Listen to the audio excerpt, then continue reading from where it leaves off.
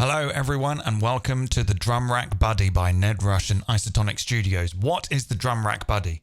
Well, the Drum Rack Buddy is a MIDI sequencer designed for drum racks in Ableton Live, but you can actually use it to sequence anything you want. But it was designed for sequencing drums, percussion, and interesting rhythms in mind.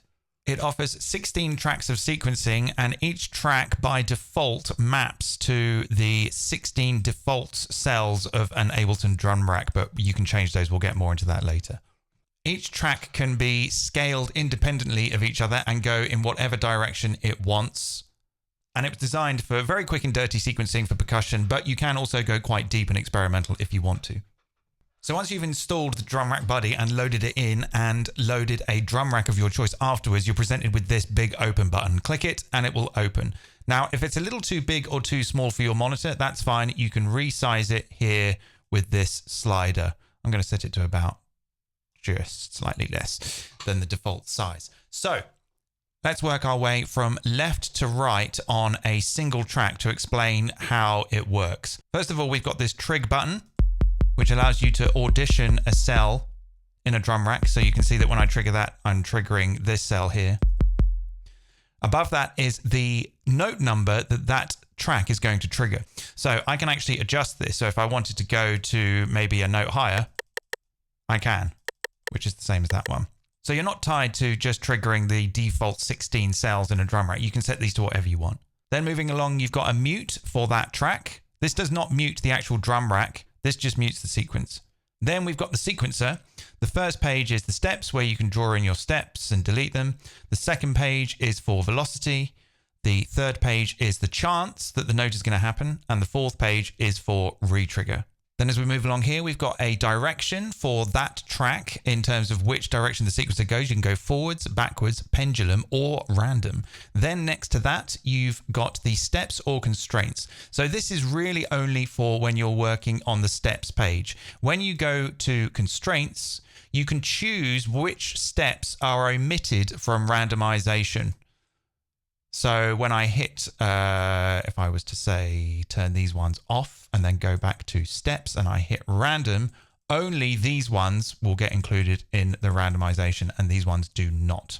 Could be quite useful. If at any point you want to reset that, you can just reset the constraints and then everything is back to normal. So when they're on, that means they're included. When they're off, that means they are not included. So next to that is the random button, which you can press. That will randomize the steps. And then the clear button, which clears everything in the steps. That is only on the steps page. Then you've got how many steps there are in the sequence. You can have a minimum of 2 steps, or you can have up to 64 steps. But bear in mind, when you go up quite high, it gets a little difficult to see. But if you've got a nice big monitor, you can upscale the UI and you should be able to see more. Then to the right of that, you've got the scale. So this is a scale ratio for the rate at which that track will move through its sequence. And whenever it's kind of one number by the same number, that's essentially just going at a normal 16th note rate. So if I was to draw in just some steps here like this on the kick drum and start the transport. So that is 4/4 at 160 BPM. If I was to increase this now, whoa, I've gone a little bit too far. So that's now going half the speed of the other ones. You can sort of compare these to the other tracks. That's going 1/3 of the speed. That's going 1/4 of the speed. 1/5. So you can see as I just keep scrolling up, it's just going to get slower and slower and slower according to this number. Now, if I keep scrolling up, then we're going by 1 to 2, which essentially is twice as fast. So 2 to 2 would be the same. We're back at the normal rate. We can go 3 to 2. And we can go all the way up again to like 1 to 3, 2 to 3, or 3 to 3, which is the same speed again. And you can go all the way up to something like 16 by 16. So we can go 1/16. That's very, very, very fast. It's a bit much. So you've got a lot of choices over how fast or how slow each track in the sequencer will advance. Then to the right of that, we've got the left and right buttons. So you can shift the sequence left or right.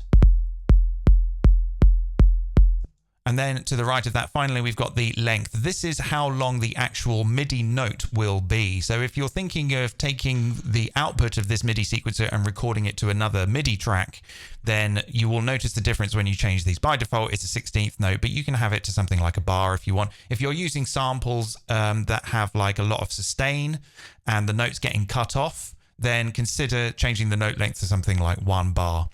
Okay, so we've got the various pages as well where we can do the velocity. And when you are on a certain page, all of these controls are now applied to that page. So if I was to randomize, these velocities here and go back to the steps page, they're the same as they were. It's only going to randomize whatever page you're on.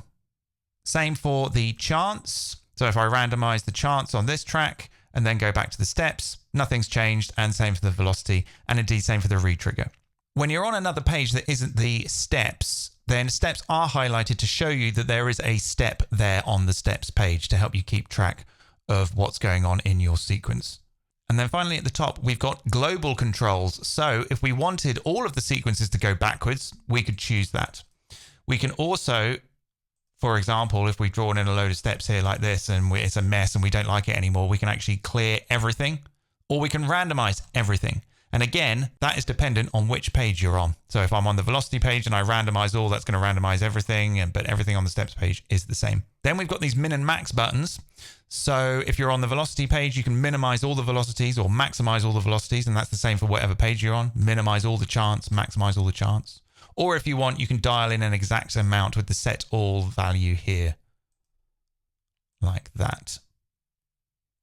And then finally, there's this grid. And this is just a little bit of eye candy to place a grid over the sequence just to help you keep track of where things are. So it's kind of divided it into 2 now, or you can divide that up to, I think, something like 32.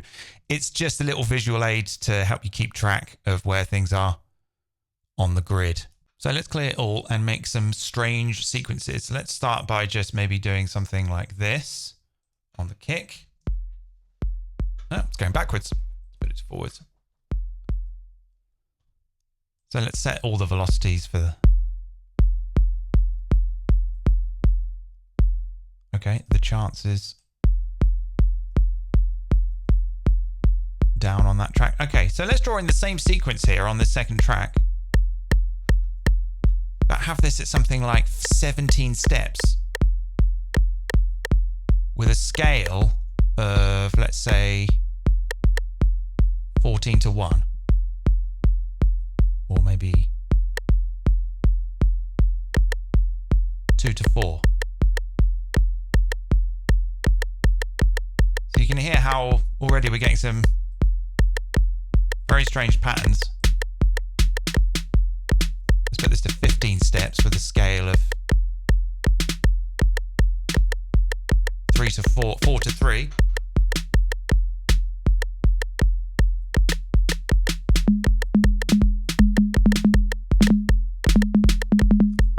Let's give these ones a random chance and some re-triggering.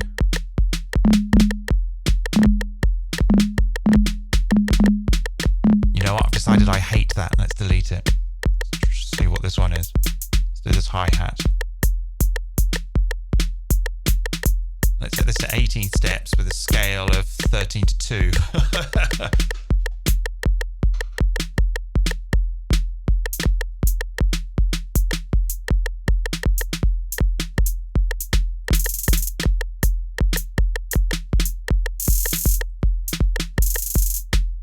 So already, very quickly, you can get some very, very strange rhythms that you wouldn't be able to do in a normal MIDI clip in Ableton, because the MIDI clip is always going to have to wrap it back around. But with this, they can kind of just go all completely independently. So you can get some very interesting, weird, strange rhythms that kind of go in and out of phase and all that sort of stuff, with a load of probability and a lot of control over velocity. So that's pretty much it. That's the Drum Rack Buddy. Hope you have fun with it. And if you make something cool with it and you want to share it with us, post it on social media and at Ned, Rush and Isotonik Studios.